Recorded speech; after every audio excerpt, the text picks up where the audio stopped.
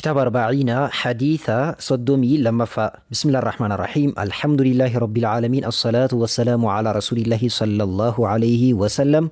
الحديث حديث الثاني والثلاثون صدومي لما عن أبي سعيد أبا سعيد الرأودي فمي مكان سعد بن مالك سعدي إلما مالك ابن سنان إلما سنان الخضري كور خضري كتئه رضي الله عنه الله نسر حاجالته أن رسول الله صلى الله عليه وسلم إرجمان الله صلى الله عليه وسلم قال جده مال جد إرجمان ربي لا ضرر ولا ضرار ضرر الله هنجرو هنتأو ولا ضرار الله هنجرو هنتأو جد النبي صلى الله عليه وسلم ضرر مالي ضرار مالي kana biyyin dhoorkan kun hiikaan isaa maal jechuu ka jedhu hiikaa gurguddaa shan qabaa miidhaa jechuudha gabaabatti.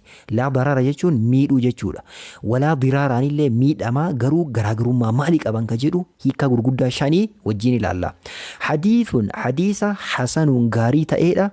Rawaahu isa odeesse Ibnu Maajaa والدار قطني في وغيرهما دار قطني في ابن ماجه مالي نمني جرو كبيرو غيري يجون كبيرو اللي يجو وغيرهما نمني بيرو اللي أوديسي أكمتي مسندا إرقام ربيت يوكان نبيين صلى الله عليه وسلم والإركساتين مسندا يجون مالي نبيين أكس جدان جأميتين حديث نوديفامو حديث مسندا جداما مسندا كجدامو نبيين أكس جدان كجداميرا ورواه يسوديسي مالك عالم نقدان إمام مالك في الموطأ كتاب موطأ جدامو كيساتي رحمه الله تعالى الله أولانا تأي رحمة إساف هاقودو إنرا عن أمر بن يحيى أمري إلما يحيى إرا عن أبيه أبا إساء إرا عن النبي صلى الله عليه وسلم مرسل يجون مالي فأسقط أبا سعيد كيسا كفسيتين يجون Abbaa Sa'iidii keessaa kuffisee jidduu kana keessa namni biraa ni jiramu hin jiru jedhamee ka hin beekamne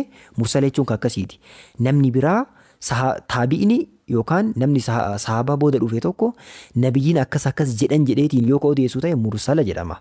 Haala saniin odeessee jira jechuudha. Eenyuun kuffisee Abbaa Sa'iidii jalqaba dubbanne san keessaa kuffisee. Walahu isaaf ta'aadha xuruquun karaaleen hedduun yaqwaa kajabaatu ba'aduhaa gariin isii biba'adiin gariidhaan. Karaalee hedduudhaan hadisni kun odeeffame jechuudha. Hundattuu hadisni kun hadisa sahiha wal jajjabeeffameetiin cimaa ta'a jechuudha. Hiikkaan isaa maal jechuudha? Laa darara walaa diraara jechuun maal jechuudha?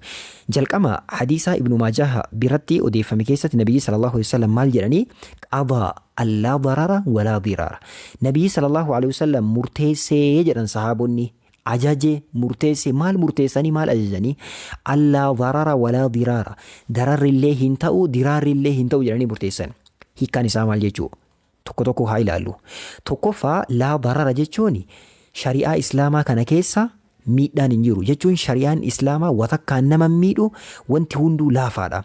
Shari'aan islaamaa namatti hin jabaatu nama miidhu. Fakkeenya waa'ee salaataa keessan laali yoo kallattii wayiitii ati dadhabde kallattii biraatiin akkas dalagisiin jedha.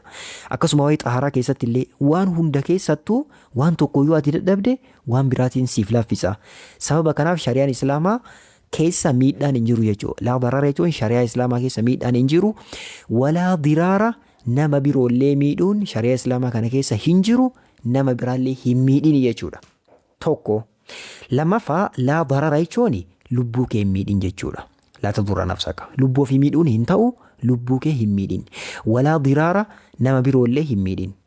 Nama biroollee lubbuu kees hin miidhin jechuudha. Lubbuu ofii akkamii hin miidhanii shirkii dalaguudhaan cubbuu garagaraa dalaguudhaan maasiyaa garagaraa dalaguudhaan akkanatti of miidhanii kun hundi hin ta'u islaamummaa keessatti. Hiikkaan lammaffaan kana. Hiikkaan sadaffaan laa darara jechuun itti yaadanii beekaa osoo beekan nama miidhuun hin ta'u. Karoorsaniitiin itti yaadanii beekaa nama miidhuun hin ta'u. Walaa diraara jechuun ammoo dogongoraan qasdiidhaan malee yookaan dogongoraan osoo itti yaadiin akka tasaa nama miidhuun hin ta'u. Yoo akka tasaa nama miite nama miidhaa jira jettaa yoo beekte dhaabuu qabda. Afuulee irra gaafatta dhiifama irra gaafatteetiin qulqulleeffatta jechuudha. Hiikkaan sadaffaan isa kana. Hiikkaan arfaffaan laa darara jechuun ibtidaa'ul fi'li. Eegalteetiin ati ofii keetii nama miidhuu kana eegalteetiin nama miidhuun hin ta'u. Miidhaa jalqabuun hin ta'u. Walaa diraara jechuun miidhaa namni si miidhe irratti as deebitee ati illee nama miidhuun hin ta'u. Akkas na godhan jettee fakkeenya qabeenya nama osoo kaballeessituuti hin ta'u. kun hunduu dhorkamaadha.